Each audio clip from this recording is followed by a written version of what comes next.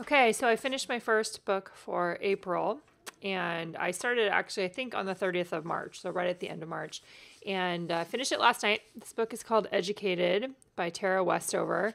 It is a memoir, so the story, a true story, of her life growing up and what it ended up meaning for her to be educated. I love this book. Like, it was hard to read in many places. She suffers a variety of different kinds of what I would consider abuse, physical, emotional, psychological abuse, through her growing up time.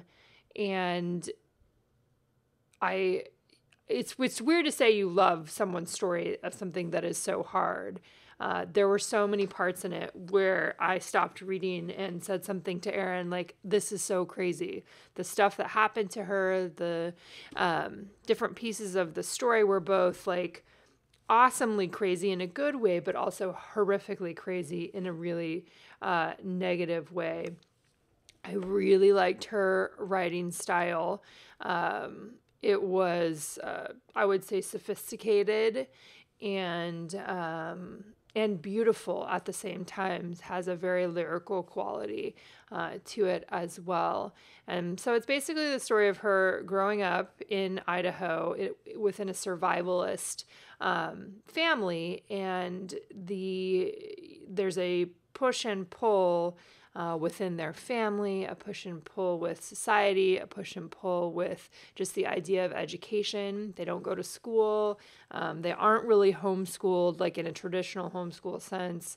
They would be more, their family would be more what I would call unschooled, where she did learn to read. But then it's the story of how she ended up going to BYU and then going to Harvard and going to Oxford and going to Cambridge and all of these really high level intellectual pursuits, and the back and forth between how her family feels about that and how she feels about how her family feels about that, mixed in with these different abuse cycles.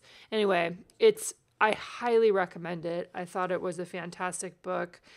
For me, there was a lot of pieces in it that really made me think, which is one of the things that I love about reading in general. It really went along with one of my one little word topics this year, which is this idea of the beauty of becoming and how we become who we are. You know, I'm always still Allie, right? But Allie is evolving. Allie is learning as she goes. Allie right now is, I would say, working on questioning assumptions, and that's a lot of what she is doing in this book too, of questioning the assumptions of the beliefs that she grew up with, questioning assumptions of what is the right, what's right. It was meaningful to me in a lot of ways personally, I think, and I appreciated that part of it as well, and potentially is giving me new language for myself, which I always appreciate as well. But so much of it is a story of owning her own story and the ways in which she came to own her own personal story. So super, like I said, super highly recommended. I gave it the maximum stars on Goodreads. This is Educated by Tara Westover. And I have a couple other, I think I'm going to read, I have another memoir that I would like to read this month, and then 2 books from Goodreads. So we'll see what I end up reading next. Hey guys, it's Allie, and I am here today to give you an update on the book that I just read, which is called Then She Was Gone by Lisa Jewell. And this was the first Lisa Jewell book that I have read. Now that I've read some more reviews about it, sounds like she has had lots of books before, and lots of people are just fans of her in general. I actually hadn't heard of her before. This was one of my Book of the Month picks for April 2018. And when I pick these books, I get an email from Book of the Month, and they have the books that are coming up, and then I go and look at each one on Amazon and just read the description. I don't generally read the reviews. I just read like, what is the book about, and does it sound like something I would want to read? This is one of from the psychological thriller genre, which is a style of book that I generally do like to read. So that was how I picked this one out. Then after, when I finish the book and I write my own review, that's when I read other people's reviews and see what other people are talking about. And I think sometimes that helps me formulate with better words how I actually felt about a book. And I keep rubbing my nose here because I've had my glasses on or my sunglasses on, and I have a funny spot there. You know, that's how it goes. Anyway, so then she was gone. Psychological thriller, family, daughter goes missing, 15-year-old or teenage daughter goes missing. I liked it. I feel like it's an awesome beach read. I didn't love it like this is my favorite book that I've ever read. It's definitely a solid psychological thriller. It was slow for me in the beginning, and then at the point where a twist was revealed, then I got totally into it. And I read probably 3/4 of it within a day and a half. Like, I just flew through it, and I totally wanted to know what was going to happen, and I wanted to get to the end of it. So I would say definitely satisfying. As a book within this genre, I was really satisfied with the read, and this is probably something that Aaron will read. He reads a lot of the psychological thrillers that I pick up. So I think that this one was good. Definitely just another nice one to have checked off on my list of things to read. And then I'm going to move on to the next one. Hey guys, it's Allie with a couple more book reviews here for you. I didn't get a chance to do these in real time, so I'm doing them at the end of the month. The other two books that I read this month, the first one is called The Girl Who Smiled Beads. It might be a little bit bright on there. And this is by Clementine. I'm not sure how to pronounce her name exactly. I'm going to try it. Wamaria, I think is what it is. And Elizabeth Weil. I'm not sure exactly what the name is on that one either. This is a true story. It's a memoir about a woman growing up in Rwanda and fleeing Rwanda and basically fleeing around Africa and then becoming a refugee in the United States. And this book is super important, and I feel like everybody should read it in terms of what it's like to be someone living through a genocide and what it's like to be a refugee. And it is a hard book to read, but I think that some of the hardest ones are the ones that are the most important. So if you're looking for a real world story, which I've been really attracted to memoirs lately and stories of real people, even more than the fiction books that I've been reading. I just feel like that I want to be reading those kinds of stories. So I'm doing a mix of both, as most of you guys know. Let's see, what else I'm trying to think of what else I can tell you about this book. I highly recommend this book. I feel like everybody should read it. I think it's important for all of our continuing education in the world. I think it's also important for how we interact with one another. She has a lot of really insightful comments about coming to the United States and being a refugee and the ways that people interacted with her and the way that people talked to her and how she responded and the stories that she was telling herself in her head. And it was just really good. And I actually heard her speak a few years ago at a Girls and Women in Africa conference that I went to that was put on by the One Campaign. And it was powerful then, and I think it's even more powerful to read the book. It was powerful to hear her talk about her own story then, but reading the book really gives you an even more in-depth look at the story of her life up until this point. And she has a TED Talk. There's lots of other ways that you can learn more about her as well. So yes, The Girl Who Smiled Beads, highly recommended. I actually got this from the publisher because of this One Campaign connection. But I know that it was also available from Book of the Month last month, and they probably have it as one that you can pick up there as well as just getting it through wherever you get your books. The next one that I read that was my other book of the month pick was Cersei.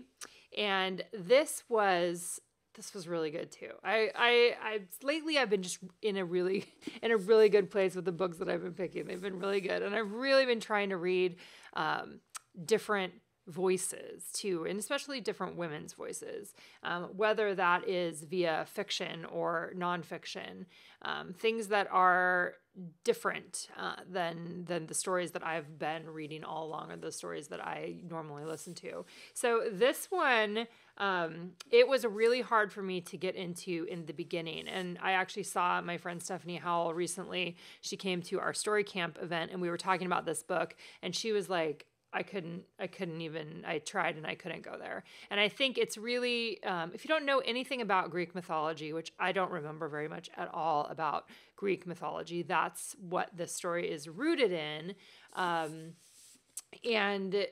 it did take me a while to get into it because of that, to try to actually remember who all of these different characters are in Greek mythology, which I learned about at some point in school, but definitely do not remember. And so I actually Googled a lot of names. I didn't Google, I didn't want to know what her whole story was. I didn't want to know exactly what happens and those sorts of things, because you can read about it. It sticks closely to the same sort of Greek myths that you may have read about, but it's told from her point of view, from Cersei's point of view, who was the daughter of one of the Titans, which isn't an Olympian, it's a Titan. Like I said, there's all this stuff in there.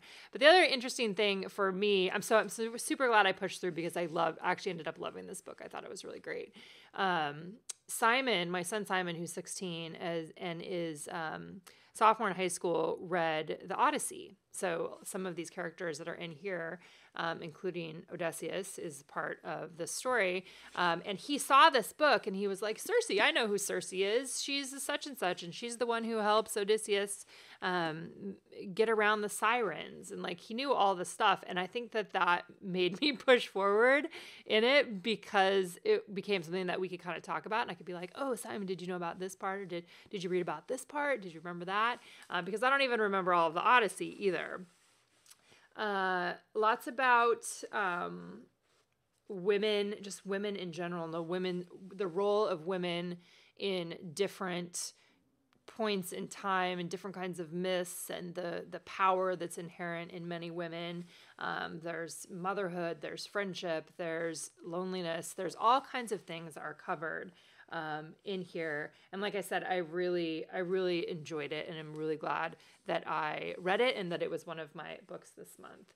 So there was that one. And then the one that I'm not finished with this one yet, but I want to mention it here, and I may talk about it again next month as well. I'm about halfway through it, so I won't be finishing it before the end of the month. This one is called First We Make the Beast Beautiful, and I have my page marked on here. I don't want to lose my spot. This is a nonfiction book.